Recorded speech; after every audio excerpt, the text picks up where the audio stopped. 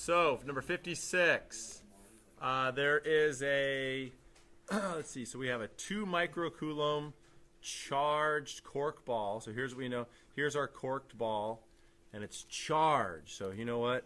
Let's just make that real clear. We'll put a little positive here. This cork ball is positive. It's got a positive charge. The mass is 1 gram, which is 0.001 kilograms. And then the charge is 2 microcoulombs. So 2 micro is 10 to the negative 6. All right, now, oh, and then we also have the length of the string. The length of the string is 0.5 meters. All right, it's in the presence of a uniform. So what does uniform mean? Constant electric field. Uniform electric field. Where is the only place you get a uniform electric field?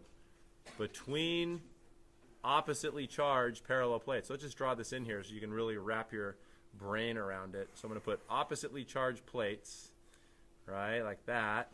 So if the electric field is downward, see right here, it tells us the uniform electric field is downward. So which plate is positive and which plate is negative? The top is positive. The top plate is positive. Bottom plate negative. Now if you have this situation, oppositely charged parallel plates, there's going to be an electric field in there. And to figure out the direction of the electric field, all you got to do is stick a little positive guy there and go, which way is that positive guy going to go? Down. That's the direction of the electric field. It's always the direction the little positive guy goes.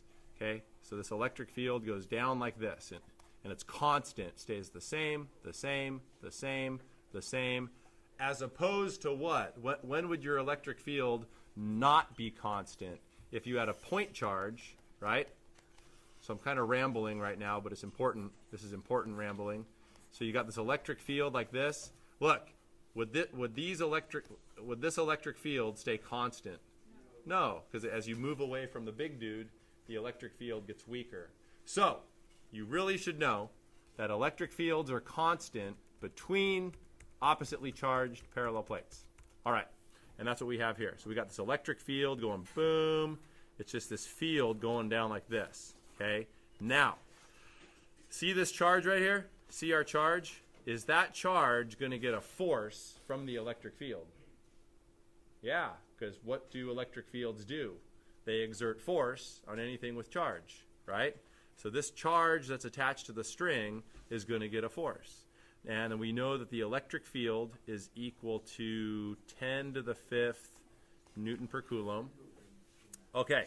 So if the ball is slightly displaced from the vertical, which is what we have here, so see, the string got pulled up, so we're moving it away from the vertical, and it's released, and then it oscillates like a pendulum. So what do you have to know about a pendulum? The thing that you got to know about a pendulum is the equation for the period. Period, which is the time for one complete cycle, one complete thereback, equals 2 pi square root L over g. Now what's this g, guys? The acceleration of gravity. So look, for this problem, let's replace the g with a, because it's, you know, what's causing the majority of this sphere's acceleration. Like if you took this sphere right here, so say you took it off the string, right? Like you cut the string, completely remove the sphere from the string, would that charge accelerate downward? Yeah, and is that acceleration only from gravity? It's also from the electric field. So we'll change the period equation to 2 pi square root L over a, right? Where it's the vertical acceleration.